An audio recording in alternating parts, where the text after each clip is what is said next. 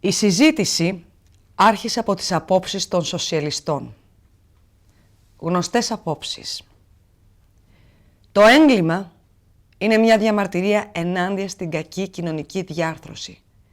Και μονάχα αυτό και τίποτα άλλο. Και καμία άλλη αιτία δεν υπάρχει, ούτε τίποτα. Όλα τα ρίχνουν στην κακή επίδραση του περιβάλλοντος και τίποτα παραπάνω. Η αγαπημένη τους φράση.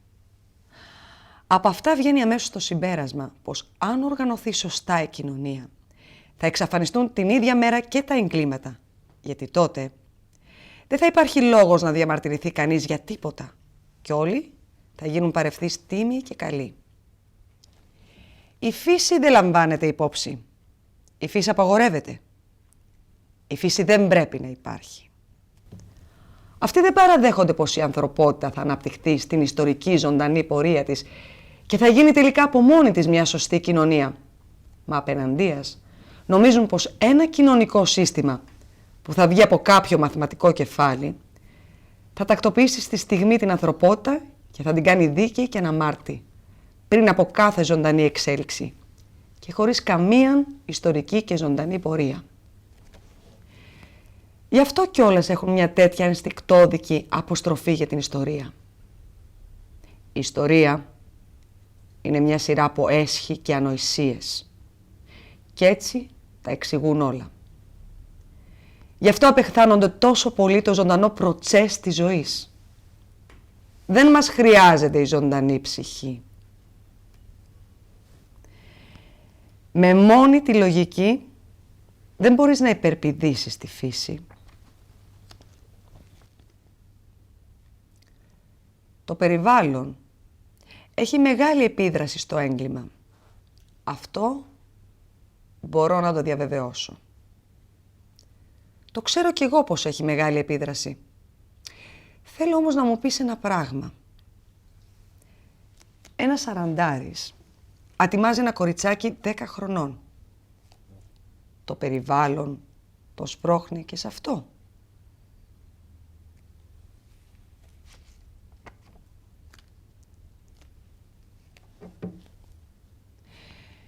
Με δύο λόγια, αν θυμάστε, γίνεται εκεί ένας υπενιγμός πως υπάρχουν τάχα στον κόσμο ορισμένα πρόσωπα που μπορούν, δηλαδή όχι πως μπορούν, μα έχουν απόλυτο δικαίωμα να κάνουν όλων των ειδών τις ατιμίες και τα εγκλήματα και πως για αυτούς τάχα δεν υπάρχει νόμος.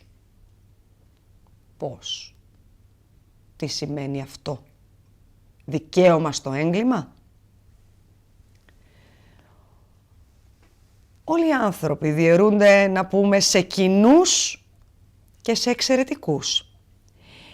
Οι κοινοί πρέπει να ακούν, υπακούοντας, και δεν έχουν το δικαίωμα να προχωρήσουν πέρα από τον νόμο, γιατί βλέπετε, είναι κοινοί. Μα οι εξαιρετικοί έχουν το δικαίωμα να κάνουν κάθε έγκλημα και να παραβαίνουν με κάθε τρόπο τον νόμο, κατά κύριο λόγο, γιατί είναι εξαιρετικοί. Έτσι το λέτε νομίζω ή μήπως κάνω λάθος? Το μόνο υπενιγμό που έκανα ήταν πως ο εξαιρετικός άνθρωπος έχει το δικαίωμα, δηλαδή όχι κανένα επίσημο δικαίωμα, μα έχει απλώς το δικαίωμα να επιτρέψει μόνος του στη συνείδησή του να περάσει πάνω από ορισμένα εμπόδια. Και αυτό μονάχα στην περίπτωση εκείνη που η πραγμάτωση των ιδεών του, μπορεί καμιά φορά να είναι σωτήριες για όλη την ανθρωπότητα, απαιτήσει αυτή την υπέρβαση. Πιο κάτω, αν θυμάμαι καλά, αναπτύσσω την άποψη πως όλοι οι νομοθέτες, οι θεμελιωτές των κρατών, αρχίζοντας από τους αρχαιότερους και περνώντας τους Λικούργους, τους Σόλωνες, τους Μωάμεθ, τους Ναπολέοντες κτλ. Όλοι αυτοί ήταν εγκληματίες, αν όχι για τίποτα άλλο, μα γιατί δίνοντας στους ανθρώπους έναν καινούριο νόμο, καταργούσαν αυτόματα τον πιο παλιό που τους κρατούσε σαν κάτι ιερό η κοινωνία και που τους είχε κληροδοτήσει από τους πατεράδες και τους παππούδες τους. Και φυσικά όλοι αυτοί οι καινούργιοι νομοθέτες δεν σταματούσαν ούτε μπροστά στο αίμα. Φτάνει μονάχα το αίμα αυτό που πολλές φορές ήταν εντελώς αθώο και χύνονταν ηρωικά για την υπέρβαση του παλιού νόμου, να τους βοηθούσε στους σκοπούς τους.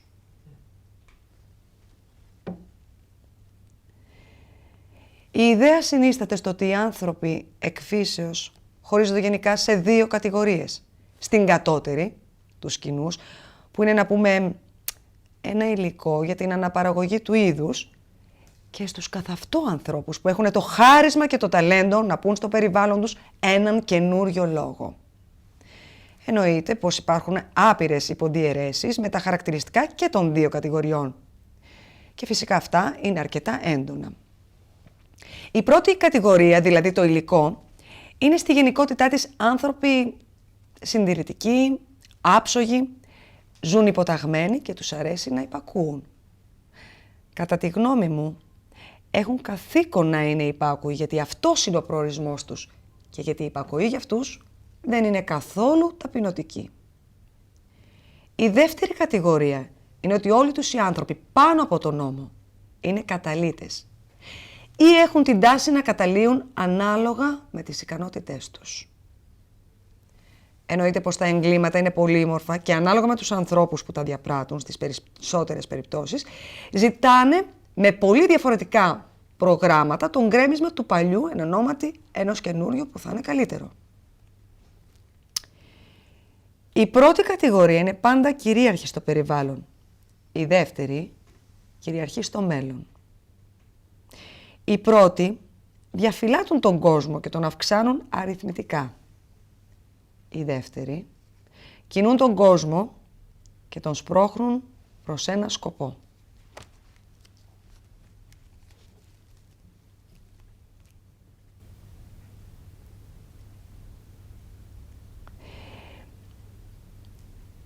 Αν γίνει καμιά ανακατοσούρα και βρεθεί κανένας από τη μια κατηγορία που να νομίσει πως ανήκει στην άλλη και αρχίζει να παραμερίζει όλα τα εμπόδια, όπως πολύ εύστοχα εκφραστήκατε τότε, πια πρέπει μονάχα να έχετε υπόψη σας πως το λάθος μπορεί να γίνει μονάχα από ανθρώπους της πρώτης κατηγορίας. Δηλαδή, από τους κοινούς ανθρώπους, όπως τους ονόμασα πολύ άστοχα ίσως.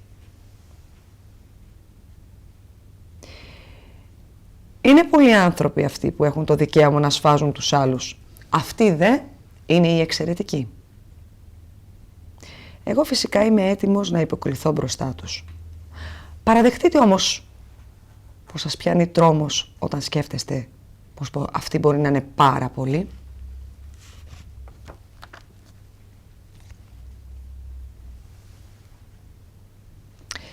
Επιτρέπεις το φόνο με ήρεμη συνείδηση και το υποστηρίζεις μάλιστα. Να με συγχωρείς, μα θα το πω. Το υποστηρίζεις με φανατισμό. Τι θα γίνει αν βρεθεί κανένας άντρας ή και κανένας νεαρός που να φανταστεί πως είναι λικούργος η Μουάμαθ? Μέλλον εννοείται. Και αρχίζει να παραμερίζει όλα τα εμπόδια. Οι ανόητοι και οι φιλόδοξοι είναι πολύ πιθανό να πιαστούν από αυτό το δόλωμα. Ιδιαίτερα οι νέοι.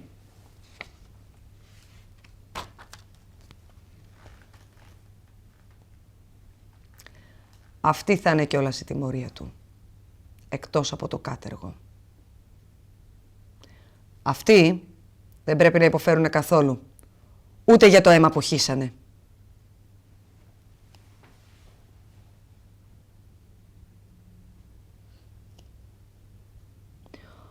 Όλη η ανθρωπότητα θα αποφάσιζε να περάσετε πάνω από το εμπόδιο. Να σκοτώσετε, να πούμε, και να ληστέψετε. «Επιτρέψτε μου να παρατηρήσω», απάντησε ξερά, «πως δεν θεωρώ τον εαυτό μου ούτε Μουάμεθ, ούτε Ναπολέοντα. Ούτε και νομίζω πως είμαι κάποιος που τους μοιάζει. Και κατά συνέπεια δεν μπορώ, μα και δεν είμαι σαν κι αυτούς, να σας δώσω μια ικανοποιητική εξήγηση για το τι θα έκανα».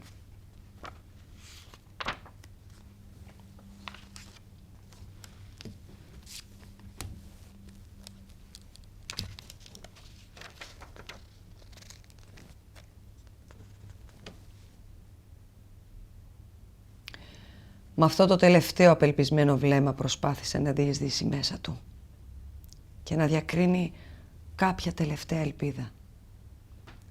Δεν υπήρχε όμως ελπίδα. Ήταν αλήθεια. «Σταμάτα, Σόνια. Φτάνει. Μη με βασανίζεις», την παρακάλεσε με αξιολύπητο ύφος. «Τι έκανες? Τι έκανες στον εαυτό σου?» είπε με απελπισία. Σηκώθηκε απότομα και ρίχτηκε στο λαιμό του αγκαλιάζοντάς το με τα δυο της χέρια και τον έσφιξε δυνατά πάνω της. «Είσαι ένα παράξενο κορίτσι, Σόνια.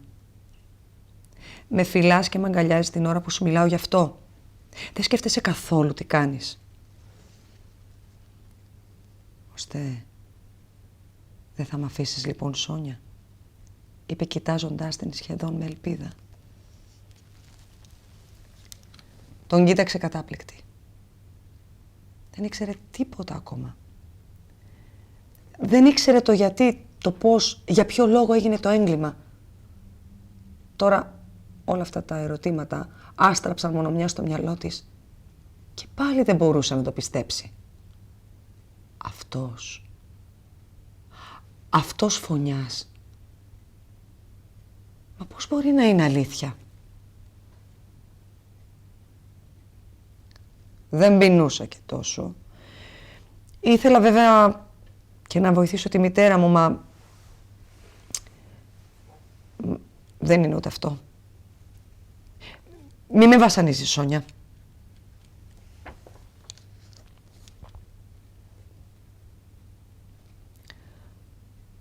Σου ζήτησα να έρθεις μαζί μου χτες, γιατί είσαι η μόνη που μου μένει.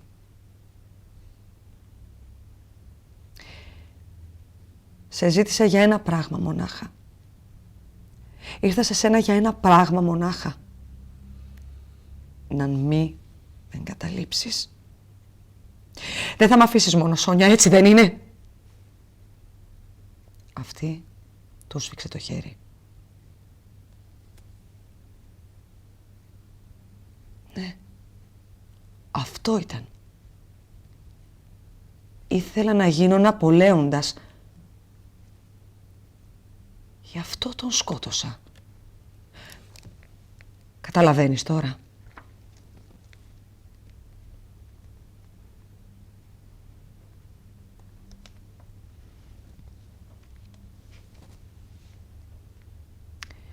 Τις τελευταίες του φράσεις τις είπε κουρασμένος και άφησε το κεφάλι του να πέσει. Δεν είναι αυτό, όχι. Δεν είναι αυτό, φώναξε η Σόνια βασανιασμένη. Πώς θα μπορούσε κανείς? Όχι, αυτό δεν είναι σωστό, δεν είναι σωστό. Το βλέπεις και μόνη σου πως δεν είναι σωστό. Όμως εγώ είπα την αλήθεια. Αυτή είναι η αλήθεια. Μα τι αλήθεια είναι αυτή? Αχ, Θεέ μου. Το μόνο που έκανα ήταν που σκότωσα μια ψήρα, Σόνια. Ένα άχρηστο, ένα σιχαμερό, ένα βλαβερό ζωήφιο. Ένα ανθρώπινο πλάσμα το λες ψήρα? Το ξέρω και μονάχος μου πως δεν ήταν ψήρα, απάντησε κοιτάζοντάς την παράξενα. Λέω όμως ανοησίες, Σόνια, πρόσθεσε. Λέω ανοησίες πολύ καιρό τώρα. Όχι, δεν είναι αυτό, έχεις δίκιο. Άλλες ήταν οι αιτίες, πολύ διαφορετικές. Έχω τόσο καιρό να μιλήσω με ανθρώπους, Σόνια. Το κεφάλι μου πονάει τρομερά. Σόνια, πώς τα χαμηλά ταβάνια και τα μικρά δωμάτια λυγίζουν την ψυχή και βαραίνουν το μυαλό.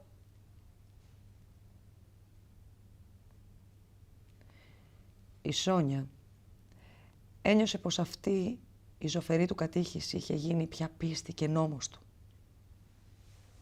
Κατάλαβα, Σόνια, συνέχισε ζωηρά, πως η εξουσία δίνεται μονάχα στους ανθρώπους που τολμούν να σκύψουν και να την πάρουν. Ένα μονάχα χρειάζεται. Ένα μονάχα. Να τολμήσεις. Ήθελα μονάχα να έχω την τόλμη, Σόνια. Μόνο που εκείνες τις ημέρες δεν μπορούσα να βρω ησυχία και όλο και αναρωτιόμουν αν αυτό θα το έκανε ο Ναπολέοντας ή όχι. Ένιωθα φυσικά πολύ καθαρά πως εγώ δεν ήμουν αναπολέοντας. Εγώ είχα να υποφέρω όλη αυτή την αγωνία της πάλης αυτών των ιδεών, Σόνια. Και φλεγόμουν από την επιθυμία να απαλλαγώ από αυτή την πάλη. Ήθελα να δολοφονήσω χωρίς σοφιστίες. Να δολοφονήσω για μένα μονάχα. Μονάχα για χάρη μου. Δεν ήθελα να λέω ψέματα. Ήθελα να ανακαλύψω τότε. Και όσο γινόταν πιο γρήγορα, αν είμαι μια ψήρα σαν όλους τους άλλους ή ένας άνθρωπος. Αν μπορούσα να δρασκελίσω πάνω από τα εμπόδια ή όχι. Αν θα είχα την τόλμη να σκύψω και να πάρω τη δύναμη ή όχι. Αν είμαι ένα τρέμον οντάριο ή έχω το δικαίωμα. Πώς δεν είχα το δικαίωμα να ακολουθήσω αυτό το δρόμο, να δοκιμάσω.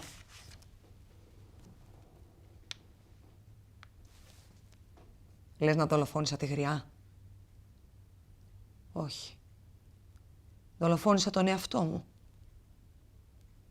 Σύντριψα τον εαυτό μου, μα για πάντα, ανεπανόρθωτα. Πόσο υποφέρει. Ξεπετάχτηκε σαν ουρλιαχτό αγωνίας από το στήθος της Σόνιας. Θέλεις να πεις να πάω στη Σιβηρία, Σόνια?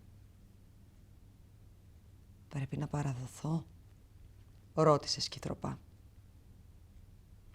Να υποφέρεις και να ξεπληρώσεις το κρίμα σου. Με το πόνο σου. Με τον πόνο. Αυτό πρέπει να κάνεις. Όχι, δεν θα πάω σε αυτούς, Σόνια. Μα πώς θα ζήσεις? Πώς θα ζήσεις? Με τι θα ζήσεις? Φώναξε Σόνια. Πώς είναι δυνατόν να ζήσεις τώρα πια? Πώς θα μπορέσεις τώρα να μιλήσεις στη μητέρα σου? Τι μπορώ να τους πω? Όλα αυτά δεν είναι παρά φαντασιώσεις. Όλοι αυτοί καταστρέφουν τους ανθρώπους κατά εκατομμύρια και τους θεωρούν ευεργέτες από πάνω. Είναι κατεργάρδες και απατεώνες, Σόνια. Δεν θα πάω. Θα βασανιστείς. Δεν θα αντέξεις αυτό το μαρτύριο, έλεγε και ξανάλεγε εκείνη, τεντώνοντας τα χέρια της αυτόν σε μια αναπελπισμένη οικεσία.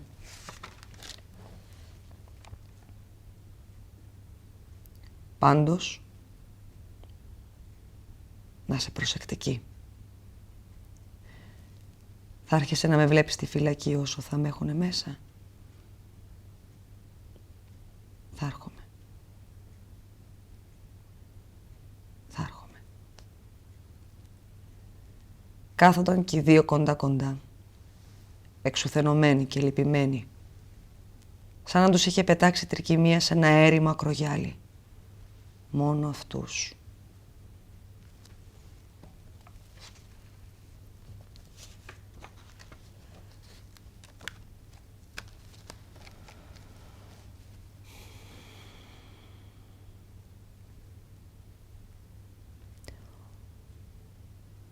Όλα προς το παρόν είναι εικασίες. Μονάχα εικασίες. Και γιατί να σας βάλω μέσα? Για να ησυχάσετε.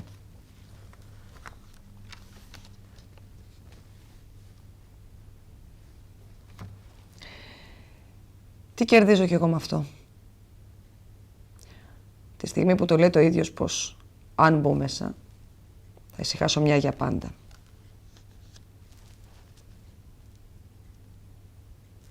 Η Σόνια. Και ποιος ο λόγος να πάει τώρα στη Σόνια? Να εκλιπαρίσει και πάλι τα δάκρυά της?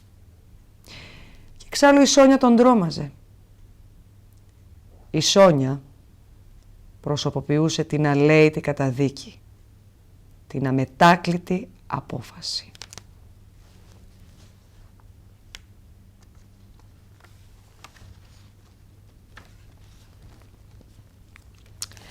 Υπάρχει ένα είδος θεωρίας που λέει πως επιτρέπεται να κάνεις ένα μεμονωμένο έγκλημα, φτάνει να είναι ο σκοπός καλός. Ένα έγκλημα και 100 καλές πράξεις. Υπήρχε επίσης και μια δική του θεωριούλα. Δεν αξίζει πολλά πράγματα σαν θεωρία. Που που σύμφωνα με αυτήν οι άνθρωποι, βλέπετε, διαιρούνται στην πρώτη ύλη και στους εξαιρετικούς ανθρώπους. Δηλαδή, σε ανθρώπους που μπορούν σύμφωνα με το κέφι τους να στέκονται πάνω από τους νόμους και να νομοθετούν από μόνοι τους για τους υπόλοιπους, για την πρώτη ύλη δηλαδή, για τη μάζα. Μια θεωρία, όπως βλέπετε, χωρίς μεγάλες αξιώσεις. Ο Ναπολέοντας είχε τρομερή επίδραση επάνω του. Ή μάλλον τον παράσυρε το γεγονός ότι πολλοί μεγαλοφυείς άνθρωποι δεν σκοντίζονταν για ένα μεμονωμένο κακό που θα κάνανε, μα τον δρασκέλιζαν και τραβούσαν τον δρόμο τους χωρίς να το πολύ σκεφτούν. Θέλω να πω πως για ένα ορισμένο διάστημα το πίστεψε αυτό και ήταν σίγουρος.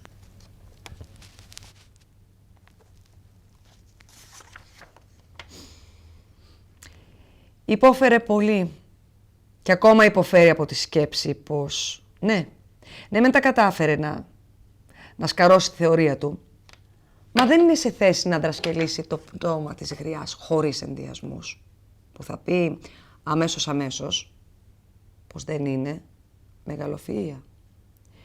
Αυτό φυσικά είναι πολύ ταπεινωτικό για έναν περήφανο νέο, προπαντός στην εποχή μας. Δεν υπάρχει όμως χειρότερο από το να φτάσεις στην υπερβολή, χωρίς να διαθέτεις κάποια μεγαλοφυΐα.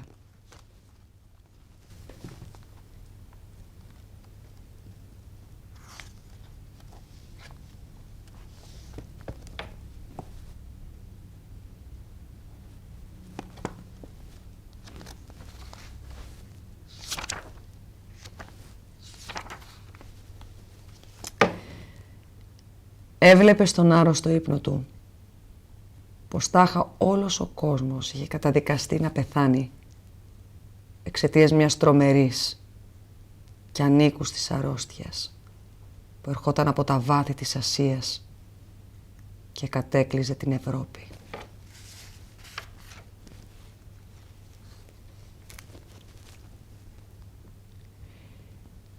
Είχαν ξαναγεννηθεί με την αγάπη. Η καρδιά του καθενός είχε αποκτήσει μια αστήρευτη πηγή ζωής για την καρδιά του άλλου. Δεν το άνοιξε ούτε τώρα, ούτε τότε. Μια σκέψη όμως πέρασε από το μυαλό του. Μπορεί οι πεποιθήσεις της να μην είναι τώρα και δικές μου. Τα αισθήματά της, υπόθετης τουλάχιστον. Και η Σόνια είχε ταραχτεί πολύ εκείνη την ημέρα και τη νύχτα ξανά πέσε άρρωστη. Ήταν όμως τόσο ευτυχισμένη, τόσο αναπάντεχα ευτυχισμένη, που τρόμαζε σχεδόν από την τόση ευτυχία. 7 χρόνια. Μονάχα 7 χρόνια. Στην αρχή της ευτυχίας τους ήταν στιγμές που αντιμετώπιζαν και οι δυο τους τα 7 αυτά χρόνια σαν να ήταν 7 μονάχα μέρες. 7 μονάχα μέρες.